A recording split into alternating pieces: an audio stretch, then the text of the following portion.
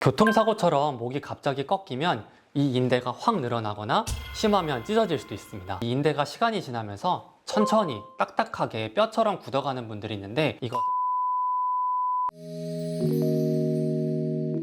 올바른 치료를 위한 영상 길라잡이. 안녕하세요, 닥터네비입니다. 여러분, 혼잡한 출근길 운전하다 보면 사고 위험에 자주 노출되죠? 특히 가벼운 접촉사고, 살면서 한두 번쯤은 반드시 마주칠 수도 있습니다. 그런데 문제는 이 정도면 괜찮겠지 하고 방심했다가 정말 큰 문제로 이어지는 경우가 있어요. 사고 직후에는 멀쩡했는데 다음날 갑자기 목도 좀 아프고 두통도 생기고 팔도 좀 저려서 검사를 해봤더니 큰 문제가 늦게 발견돼서 수술까지 가는 경우도 있거든요. 그래서 제가 매일 교통사고 환자분들의 사진을 판독하면서 쌓인 경험과 노하우를 한 곳에 담아봤습니다. 오늘은 그 중에서도 가장 흔하지만 또 놓치면 위험할 수 있는 경추 손상에 대해서 알려드릴 거예요. 정말로 중요하니까 채널 꼭 끝까지 고정해주세요. 다들 아시다시피 교통사고의 대부분은 추돌사고입니다. 가만히 서 있던 차가 후속 차량에 의해서 쿵 받치는 순간 우리 몸은 앞으로 쏠리게 됩니다. 그런데 머리는 아직 뒤에 남아 있어서 고개가 뒤로 확 젖혔다가 다시 관성위에서 앞으로 확 굽혀지게 되죠. 이것을 영어로는 휘플래시 인저리, 우리말로는 편타 손상이라고 합니다. 이것은 채찍이 휘는 것처럼 목이 확 꺾인다고 해서 붙여진 이름인데요. 한번 상상해 보세요. 채찍을 휘두르면 앞부분이 확 하고 젖혀지죠. 우리 목도 사고가 나는 순간 채찍 끝처럼 확 휘어지는 거예요. 이때 목이 뒤로 젖혀지는 것을 전문 용어로 신전, 그리고 앞으로 굽혀지는 것을 굴곡이라고 하는데, 문제는 이게 정상 범주를 넘어서서 너무 뒤로 젖혀지는 과신전 혹은 너무 앞으로 굽혀지는 과굴곡이 일어날 경우 목의 여러 구조물들이 손상을 입을 수가 있습니다. 자, 그럼 사고가 났을 때 우리 목 안에서는 구체적으로 어떤 손상이 일어날까요? 먼저 목에는 여러 층으로 구조물들이 함께 위치합니다. 바깥쪽에는 목을 잡아주는 탄탄한 근육이 있고요.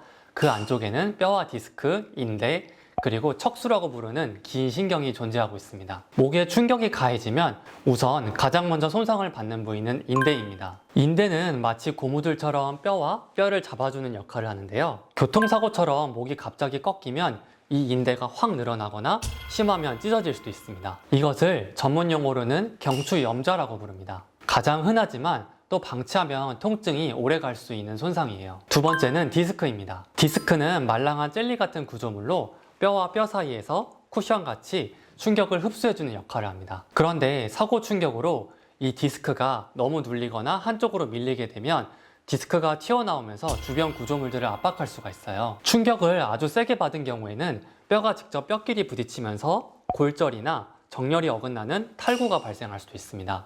즉, 머리가 앞으로 확 꺾이는 경우에는 뼈 앞부분 모서리끼리 서로 부딪히면서 특징적으로 앞쪽, 아래쪽 모서리가 삼각형 모양으로 깨지는 것이 특징적인데요.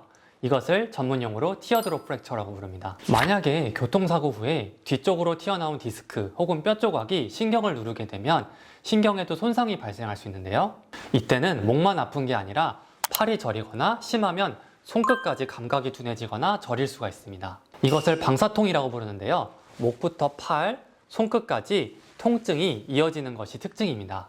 이러한 신경학적 증상이 있는 경우에는 시간이 지나면 좀 나아지겠지 하고 기다리기보다는 MRI를 찍어서 정확한 원인을 빨리 파악하는 것이 중요합니다. 자, 요약하자면 교통사고 후에는 목에 정말 다양한 구조물들이 손상을 입을 수 있는데요. 근육과 인대가 찢어질 수도 있고요. 디스크가 눌리거나 터질 수도 있고, 심하면 뼈에 금이 가거나 탈구도 일어날 수 있고, 신경이 손상을 받을 수도 있습니다. 즉, 겉보기에 외상이 없다고 안심하시면 안 되고 필요하면 추가 검사를 할 필요가 있다는 거죠. 자, 이번에는 여러분이 실제로 병원에 왔다고 한번 가정해 볼게요. 일단 접수를 하고 진료를 보면 가장 먼저 하는 검사는 엑스레이 검사입니다. 엑스레이는 우리 몸의 뼈 상태를 볼 수 있는 가장 기본적인 검사예요. 뼈가 부러졌거나 정렬이 어긋난 탈구를 엑스레이에서 확인할 수가 있습니다. 하지만 문제는 휘플래시 손상이 엑스레이에서 모두 보이지 않을 수도 있어요. 인대나 디스크, 신경 같은 조직들은 엑스레이에서 잘 볼 수가 없거든요. 그래서 통증이 너무 심하거나 아까 말씀드린 신경학적 징후가 있는 경우에는 CT나 MRI를 의사가 권고하게 됩니다. CT는 3D 엑스레이라고 생각하시면 되는데요. 엑스레이에서는 잘 보이지 않던 뼈의 미세한 금이나 탈구 같은 것을 더 정밀하게 확인할 수 있습니다. 반면 MRI는 연부 조직까지 더 정확하게 볼 수 있는 검사입니다. 엑스레이에선 잘 보이지 않던 디스크나 인대, 신경 같은 조직들도 잘 확인할 수가 있어요. 자, 그렇다면 병원을 방문하는 모든 사람들에게 처음부터 MRI를 찍어야 될까요? 꼭 그렇지만은 않아요. 엑스레이에서 뚜렷한 이상이 없고 신경학적 이상도 없다면 일단은 경추염좌를 의심해서 보존적 치료를 먼저 해보게 됩니다. 하지만 통증이 1, 2주 이상 계속 지속되거나 새롭게 팔이나 어깨로 방사통이 생긴다면 이때는 MRI를 촬영해야 될 수도 있습니다. 실제 사례를 한번 같이 보실게요. 이분의 엑스레이 사진을 보면 일자목 이외에 뚜렷하게 보이는 골절이나 탈구는 없어 보이죠? 그런데 MRI를 찍어봤더니 이렇게 튀어나온 디스크 뒤쪽으로 신경이 하얗게 변한 것을 알 수가 있고요. 이것이 바로 충격에 의해서 신경이 손상을 입은 모습입니다. 그리고 엑스레이에서는 어깨 음영에 의해서 잘 보이지 않던 척추뼈의 골절도 이렇게 같이 볼 수가 있죠. 정리하자면 교통사고 후에 엑스레이 소견만으로 정상이라고 딱 단정 짓기는 어렵습니다. 증상이 경미하면 지켜볼 수 있지만 통증이 오래되거나 신경학적 증상이 있다면 MRI를 같이 찍어야 된다는 점 꼭 기억해 주세요. 같은 사고나 같은 충격을 받아도 누군가는 몇 주 만에 괜찮아지는데 누군가는 몇 달 이상 통증이 지속되거나 훨씬 더 심한 경우가 있죠. 이 차이는 단순히 운이 아니라 몸의 구조적인 문제 때문일 수 있는데요. 대표적인 경우가 바로 후종인대 골화증입니다. 후종인대가 뭐냐고요? 우리 척추뼈 뒤에는 척추뼈를 잡아주는 고무줄 같은 인대가 존재하는데요. 이 인대는 척추를 안정적으로 잡아주면서도 척추가 흔들릴 때 충격을 완화해주고 흡수해주는 역할을 하죠. 그런데 어떤 분들은 이 인대가 시간이 지나면서 천천히 딱딱하게 뼈처럼 굳어가는 분들이 있는데 이것을 후종인대의 골화라고 합니다. 원래 말랑말랑해야 될 인대가 딱딱해지니까 충격을 잘 흡수하지 못하게 되는 거예요. 이런 분들은 교통사고처럼 큰 충격이 가해지면 목의 충격을 제대로 흡수하지 못하고 또 딱딱해진 인대가 바로 뒤로 밀리면서 신경을 더 크게 손상시킬 수 있습니다. 결과적으로는 팔저림이나 근력 약화 같은 신경 손상이 다른 사람들보다 더 크게 나타날 수 있죠. 후종인대 골화증이 있는 분들은 그래서 사고가 나면 MRI 촬영이 꼭 필요할 수도 있습니다.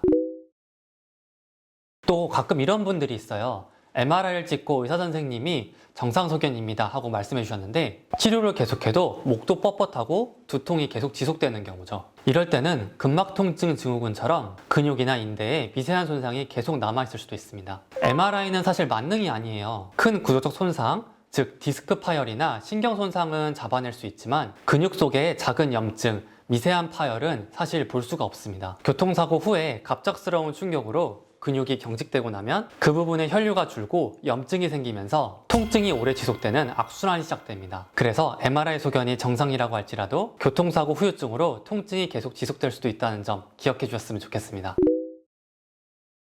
그렇다면 진단이 끝난 뒤에는 치료는 어떻게 해야 될까요?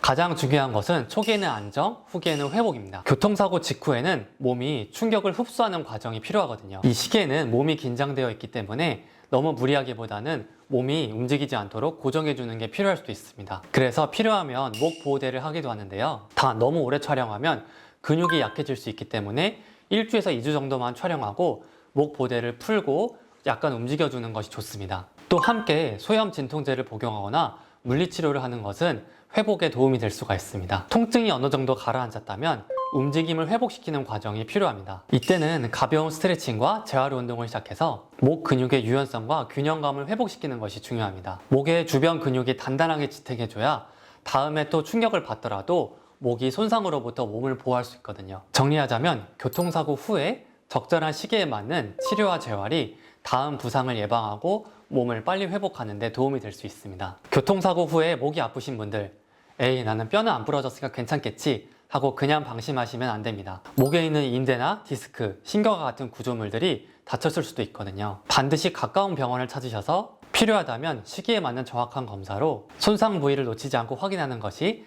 가장 안전한 회복의 지름길입니다. 오늘 내용 많이 도움되셨나요? 다음 시간에 또 이어서 허리와 머리 부상, 또 관절별로 부상 가이드라인을 또 알려드릴 테니까요. 구독과 좋아요도 부탁드립니다. 시청해주셔서 감사합니다.